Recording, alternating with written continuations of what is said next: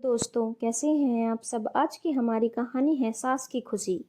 उर्मिला बड़े चाव से अपने बेटे रमन के साथ अपने नए घर को विभिन्न प्रकार की कलात्मक पेंटिंग से सजा रही थी, क्योंकि कुछ दिन बाद ही रमन का विवाह था, जिसके लिए वह घर को अच्छे अच्छे रंगों की कलात्मक पेंटिंग से सजा रही थी।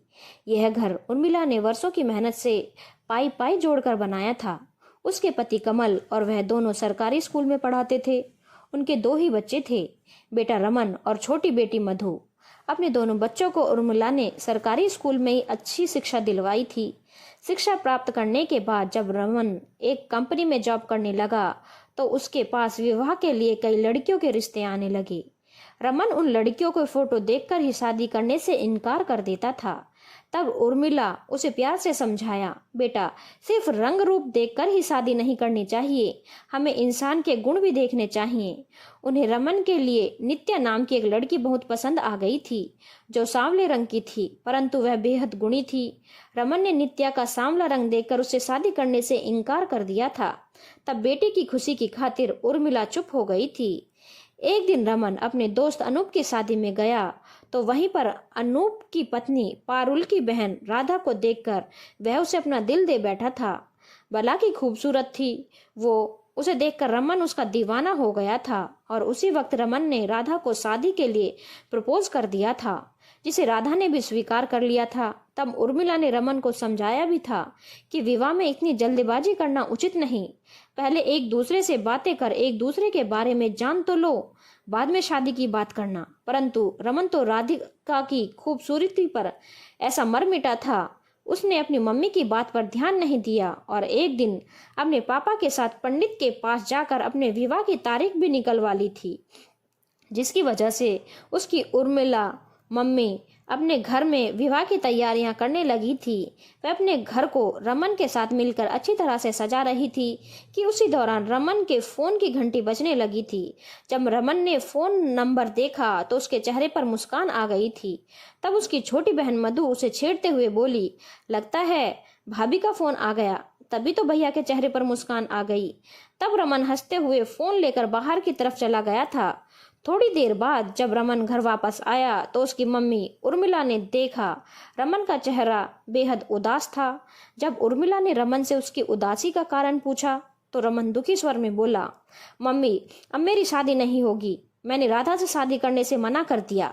यह सुनकर उर्मिला आश्चर्य से बोली, तुमने राधा से शादी करने को क्यों मना कर दिया? तब रमन बोला, वह चाहती है मैं शादी के बाद उसके साथ अमेरिका जाकर रहूं, क्योंकि कुछ दिन बाद उसकी बहन पारुल भी उसके जीजा जी अनूप के साथ हमेशा के लिए अमेरिका चली जाएगी।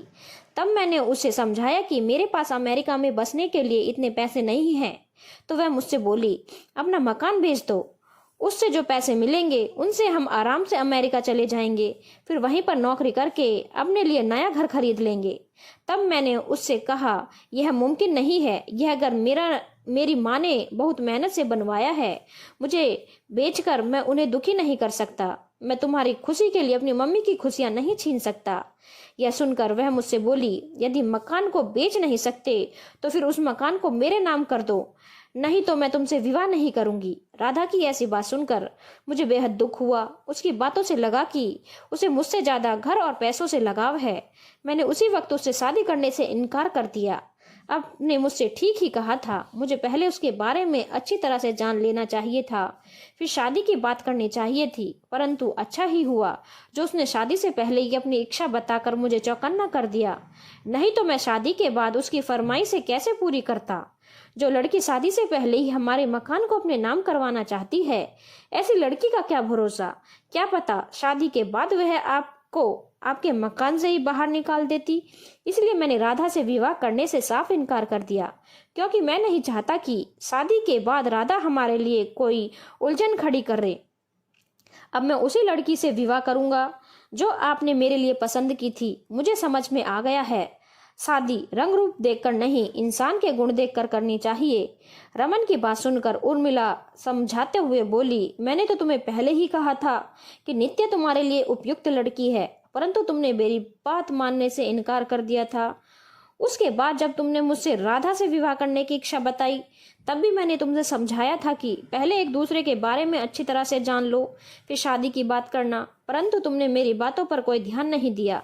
यदि तुम पहले से ही एक दूसरे की इच्छाओं के बारे में जान जाते तो आज यह नौबत नहीं आती।